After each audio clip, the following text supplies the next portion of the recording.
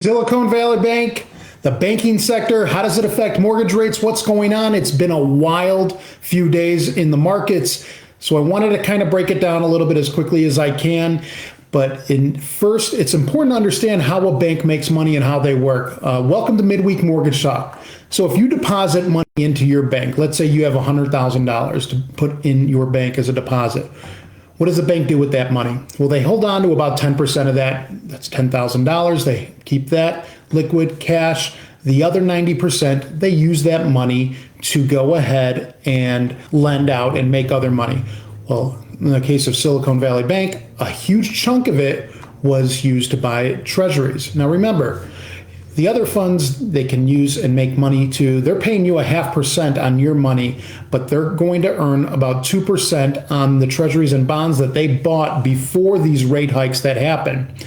Some of the other ways that they would make money is they lend out on car notes, credit cards, home equity lines of credits, and businesses.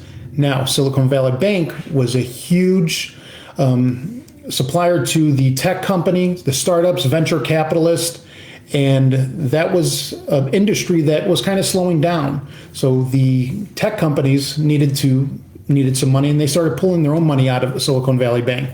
But in regards to the treasuries and the bonds, they had earned 2% on that money before the Fed started raising all these interest rates. Well, what happened in the last year?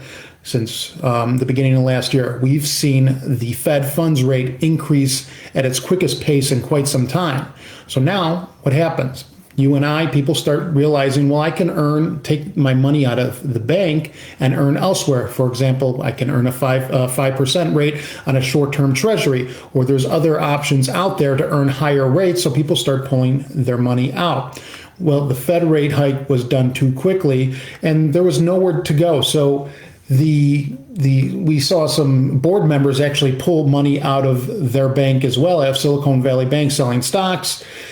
Savvy investors noticed this, and they noticed that they highly invested in these treasuries and bonds at a lower interest rate.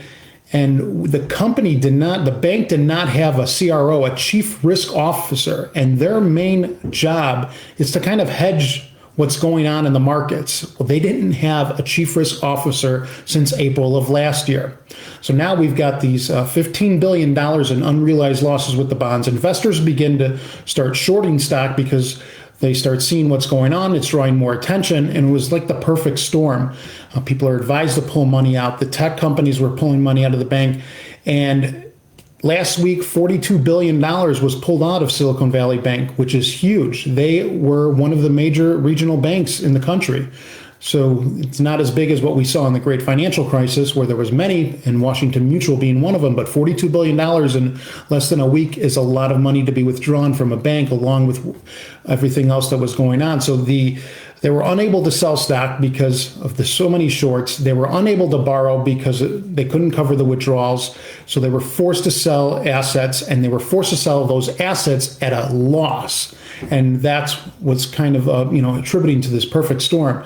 So what happened here now? The investors noticed this, and they notice this major loss. The bank ends up becoming insolvent because of all this that's going on with Silicon Valley Bank. It kind of spills over into a few other regional banks like Signature Bank and First Republic Bank over the weekend. Well, the Fed steps in, and they had to.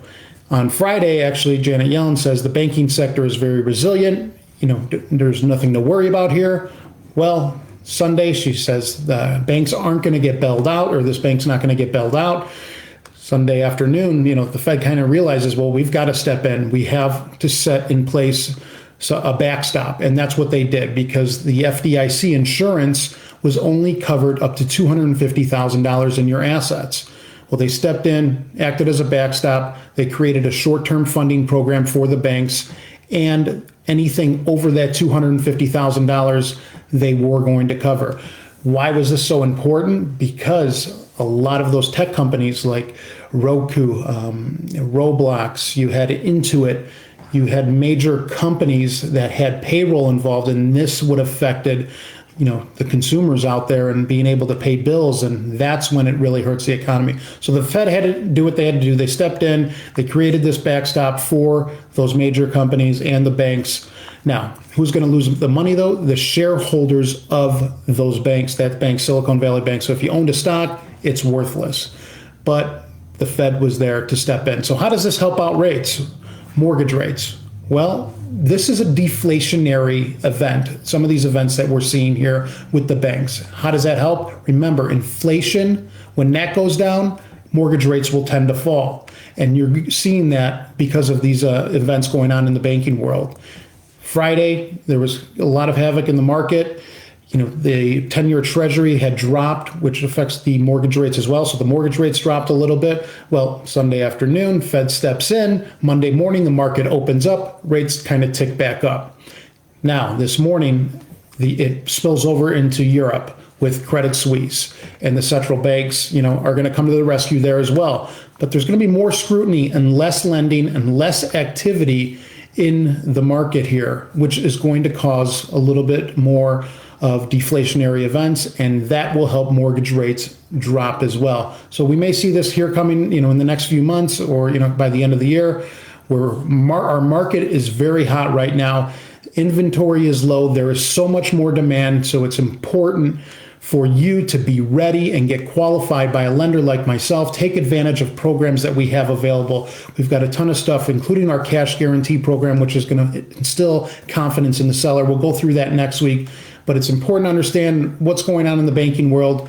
We're here to explain it. If you need assistance with anything, please let me know. I'd love to help out.